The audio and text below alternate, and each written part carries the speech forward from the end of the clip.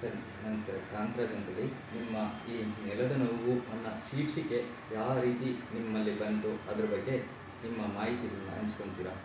ಈ ಜನಗಳಿಗೆ ಹೇಗೆ ತಲುಪಿಸೋಕ್ಕೆ ಪ್ರಯತ್ನ ಪಡ್ತೀರಾ? ಈ ಭೂಮಿಗೂ ಒಂದೇ, ನೆಲ ಅನ್ನೋದು ಒಂದೇ, ಆದರೆ ನೆಲದ ನೋವು ಅಂದರೆ ಅದರ ನೋವುಗಳು ಹೇಗಿರುತ್ತೆ ಅನ್ನೋದು ಆಲೋಚನೆ ನನ್ನಲ್ಲಿ ಬಂದಿತ್ತು. ಅದಕ್ಕೋಸ್ಕರ ನಿಮ್ಮನ್ನು ನಾವು ಭೇಟಿ ಮಾಡಿದ್ದೇನೆ. ಇದ್ರ ಬಗ್ಗೆ ನಿಮ್ಮ ಅನುಭವಗಳನ್ನ ಹೇಗೆ ಹಂಚುತ್ತೀರಾ? ಜನಗಳಿಗೆ ಹೇಗೆ ತಲುಪಿಸೋಕ್ಕೆ ಸಾಧ್ಯ ಆಗುತ್ತೆ? ಮೊದಲಿಗೆ ಧನ್ಯವಾದಗಳು. ಕಾಂತರಾಜ್ ಅವರು, ನೀವು ಪರಿಸರದ ವಿಶೇಷ ಕಾಳಜಿ ಮೂಲಕ ನನ್ನ ಶೀರ್ಷಿಕೆ ನಿಮಗೆ ಆಕರ್ಷಣೆ ಆಗಿರ್ಬೋದು. ಬಹುತೇಕವಾಗಿ ನಾವು ಭೂಮಿ ಮೇಲೆ ನಾವು ಅಷ್ಟೇ ಅಲ್ಲ, ಸಕಲ ಜೀವರಾಶಿಗಳಿಗೆ ಭೂಮಿಯ ಆಶ್ರಯ ಸ್ಥಾನ, ವಾಸಸ್ಥಾನ. ನಾನು ನೆಲದ ನೋವು ಅಂತ ಯಾಕೆ ಇಟ್ಟಿದ್ದೀನಿ ಅಂದರೆ, ನೆಲ ಅನ್ನೋದು ಅಚ್ಚ ಕನ್ನಡದ ಪದ. ಈ ನೆಲಕ್ಕೆ ಒಂದು ನೋವಿದೆ. ನಮಗೆಲ್ಲರಿಗೂ ಸಹಜವಾದ ಕಾಯಿಲೆಗಳಿರ್ತವೆ, ಹುಷಾರಾಗ್ತೀವಿ, ಗುಣಮುಖರಾಗ್ತೀವಿ. ಆದರೆ ಈ ನೆಲದ ನೋವನ್ನು ಅರ್ಥೈಸಿಕೊಳ್ಳಾರದೆ ಬೇರೆ ಯಾವ ನೋವಿಗೂ ಕೂಡ ಪರಿಹಾರ ಇಲ್ಲ. ಹಾಗಾಗಿ ನೆಲದ ಮಕ್ಕಳ ನೋವು, ನೆಲದ ಈ ಪರಿಸರ ಆಗಿರ್ಬೋದು, ಈ ರೈತರಾಗಿರ್ಬೋದು, ಮಹಿಳೆಯರಾಗಿರ್ಬೋದು, ಶೋಷಿತರಾಗಿರ್ಬೋದು, ಇವರೆಲ್ಲ ನೆಲದ ಮಕ್ಕಳ ವಾರಸುದಾರರು. ಇವರಿಗೆ ನೋವಾದರೆ, ಈ ನೆಲಕ್ಕೆ ನೋವಾದರೆ ಪರಿಹಾರವನ್ನು ಹೇಗೆ ಬಗೆಹರಿಸ್ಕೊಳ್ಳೋದು ಅನ್ನೋದು ಈ ಪುಸ್ತಕದಲ್ಲಿ ಬರೆದಿದ್ದೀನಿ. ಇದರಲ್ಲಿ ನೆಲದ ನೋವು ಅಂತಂದರೆ ವಿಶಾಲ ವ್ಯಾಪ್ತಿಯಲ್ಲಿ ನಾವು ನೆಲವನ್ನು ಭೂಮಿ ತಾಯಿ ಕೂಡ ಹೋಲಿಸ್ತೀವಿ, ಮಮತೆ ತಾಯಿಯನ್ನು ಹೋಲಿಸ್ತೀವಿ. ಈ ತಾಯಿಯ ನೋವನ್ನು ಅರ್ಥೈಸಿಕೊಳ್ಳುವುದು ಆ ಪುಸ್ತಕದ ಶೀರ್ಷಿಕೆಯಲ್ಲಿ ಚಿತ್ರದಲ್ಲಿದೆ. ರೈತ ಇದ್ದಾನೆ, ಮಹಿಳೆ ಇದ್ದಾಳೆ, ಆಮೇಲೆ ಅಲ್ಲಿ ನೋವಿನಲ್ಲೂ ಕೂಡ ಒಂದು ಹೊಸ ಚೈತನ್ಯ ಇದೆ. ನಾವು ನೋವನ್ನು ಪ್ರತಿಕ್ರಿಯಾತ್ಮಕವಾಗಿ ತೊಗೊಂಡ್ರೆ, ಮನಸ್ಸಿನಲ್ಲಿ ನೋವಾದಾಗ ಸಹಜವಾಗಿ ಅದರಿಂದ ಎದ್ದು ಬರೋದು, ಅದರಿಂದ ಅರ್ಥೈಸ್ಕೊಳ್ತಾನೆ. ಈಗ ಎಲ್ಲವನ್ನೂ ಚೆನ್ನಾಗಿದ್ದಾಗ ನಮಗೇನು ಅನ್ಸಂಗಿಲ್ಲ. ಯಾವುದೋ ಪ್ರವಾಹ ಬಂತು, ಹಾನಿ ಆಯಿತು ಅಂದ್ಗಡೆ ಅವಾಗ ವಿಚಾರ ಮಾಡ್ತೀವಿ, ಯಾಕೆ ಹೀಗೆ ಆಗ್ತಾ ಇದೆ, ಏನಾಯಿತು ಅಂತೇಳಿ.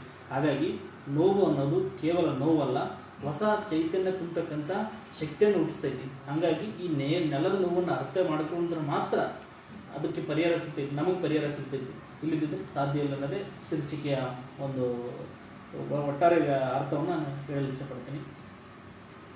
ಇದರಲ್ಲಿ ರಣಹದ್ದು ಅಂತ ಒಂದು ಇದೆ, ಅದು ಯಾವ ರೀತಿ ನಿಮಗೆ ಪ್ರೇರಣೆ ಆಯಿತು?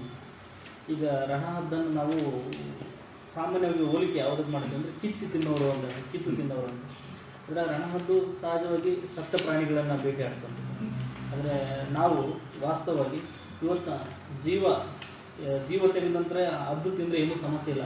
ಆದರೆ ಜೀವಂತ ಇರುವ ವ್ಯಕ್ತಿಯನ್ನಾಗಲಿ, ಸಮಾಜದಲ್ಲಿರ್ತಕ್ಕಂಥವ್ರನ್ನ ಶೋಷಣೆ ಮಾಡೋದೇನಿದೆಯಲ್ಲ, ಈ ಶೋಷಿತರನ್ನು ಈಗ ನಾವು ನುಂಗಣ್ಣವರು ಅಂತ ಕರಿತೀವಿ.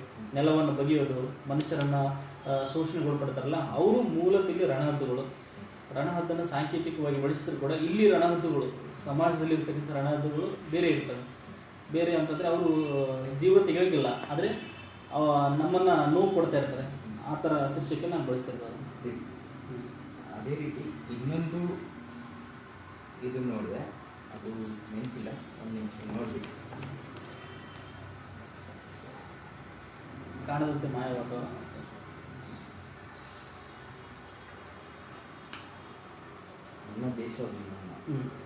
ನನ್ನ ದೇಶಾಭಿಮಾನ ಇದು ಯಾವ ರೀತಿ, ಇದಕ್ಕೆ ನೆಲದ ನೋವಿಗೆ ಯಾವ ರೀತಿ ಪ್ರೇರಣೆ, ಇದು ಓದಿದಂಥವರಿಗೆ ಯಾವ ರೀತಿ ಪ್ರೇರಣೆ ಆಗ್ಬೋದು? ಈಗ ನನ್ನ ದೇಶಾಭಿಮಾನ ಅಂತಂದರೆ, ಓದೋರು ಬರೆದವರೆಲ್ಲ ಒಂದು ರಾಷ್ಟ್ರಗೀತೆಯನ್ನು ಅಥವಾ ರಾಷ್ಟ್ರ ಧ್ವಜವನ್ನು, ರಾಷ್ಟ್ರ ನಾಯಕರನ್ನು ಗೌರವಿಸೋದು ಸಹಜವಾದ ಅಭಿಮಾನ.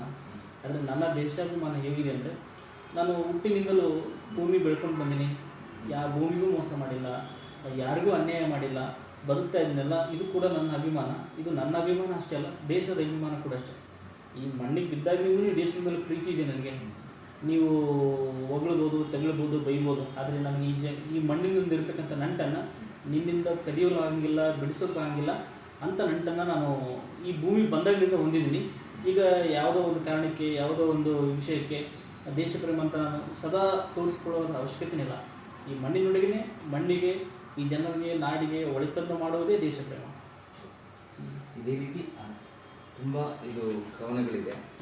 ಇದರಲ್ಲಿ ಒಟ್ಟು 75 ಕವನಗಳಿದೆ. 70 ಕವನಗಳಿದೆ. ನಾನು ಪೂರ್ತಿ ನೋಡೋಕ್ಕಾಗಿಲ್ಲ, ನೋಡಿದಂಥವನ್ನು ನಾನು ಇದು ಮಾಡಿದೆ. ಆದರೆ ಈ ಪುಸ್ತಕನ ಮಕ್ಕಳಿಗೆ ಓದಿರೆ ಅನುಕೂಲ ಆಗುತ್ತೆ, ನಿಮ್ಮ ಮಕ್ಕಳಿಗೆ ಯಾವ ರೀತಿ ಡಿಸ್ಟ್ರಿಬ್ಯೂಟ್ ಮಾಡಿದರೆ ಅನುಕೂಲ ಆಗುತ್ತೆ ಅದನ್ನು ನೀವು ಹೇಳಿ. ಇದರಿಂದ ಮಕ್ಕಳಿಗೆ ಹೇಗೆ ಅನುಕೂಲ ಆಗುತ್ತೆ? ಈ ಬುಕ್ಕು ನೀವು ಕಷ್ಟಪಟ್ಟು ಬರೆದಿರ್ತೀರ, ನಿಮ್ಮ ಟೈಮ್ ಇದನ್ನು ಸ್ಪೆಂಡ್ ಮಾಡಿದ್ದೀರಾ, ಅದಕ್ಕೋಸ್ಕರ ಮತ್ತೆ ಈಗ ನಿಮ್ಮ ಜ್ಞಾನಾರ್ಜನೆಯೇ ಇದ್ರ ಮುಖಾಂತರ ಬಂದಿರುತ್ತೆ. ಅದೇ ರೀತಿ ಮಕ್ಕಳಿಗೂ ಒಂದು ಸ್ವಲ್ಪ ಇದಾಯಿತು ಅಂದರೆ ದೇಶಾಭಿಮಾನ ಇರ್ಬೋದು, ರಣಹದ್ದು ಇರ್ಬೋದು, ಮತ್ತು ಇನ್ನೊಂದು ಚೆನ್ನಾಗಿದೆ ಅದು. ಆ ಥರದ್ದು ಬಂದಂಥ ಮಕ್ಕಳು ಓದಿದರೆ ಅವರು ಮಕ್ಕಳಲ್ಲಿ ಪ್ರೇರಣೆ ಆಗೋದಕ್ಕೆ ತುಂಬ ಅನುಕೂಲ ಆಗುತ್ತೆ ಅಂತೇಳಿ, ಅದಕ್ಕೆ ನಿಮ್ಮ ಮಾತಲ್ಲಿ ಹೇಳಿದರೆ ಮಕ್ಕಳು ಈ ಬುಕ್ಕನ್ನು ತೊಗೊಂಡು ಓದಲಿ ಅಂತ ನನ್ನ ಇದು. ಅಬ್ದುಲ್ ಕಲಾಂ ಅವರು ಮಾತಾಡ್ತಾರೆ, ಜಗತ್ತಿನ ಮೊದಲ ವಿಜ್ಞಾನಿ ಯಾರಂದ್ರೆ ಮಗು ಅಂತ. ಮಗು ಪ್ರಶ್ನೆ ಮಾಡುತ್ತಾ ಹೋಗುತ್ತೆ. ಪ್ರಶ್ನೆ ಒಬ್ಬ ವಿಜ್ಞಾನದ ಮೂಲ ಬೇರು ಇದ್ದಂಗೆ. ಹಾಗಾಗಿ ಮಕ್ಕಳು ನಾವು ದೇಶದ ಆಸ್ತಿ ಅಂತ ಕರಿತೀವಿ. ಅವರಲ್ಲಿ ಏನು ಬಿತ್ತನೆ ಮಾಡ್ತೀವಿ ವಿಚಾರಗಳು, ಅವು ಮುಂದೊಂದು ದಿನ ಎಮ್ಮರವಾಗಿ ಬೆಳೀತವೆ.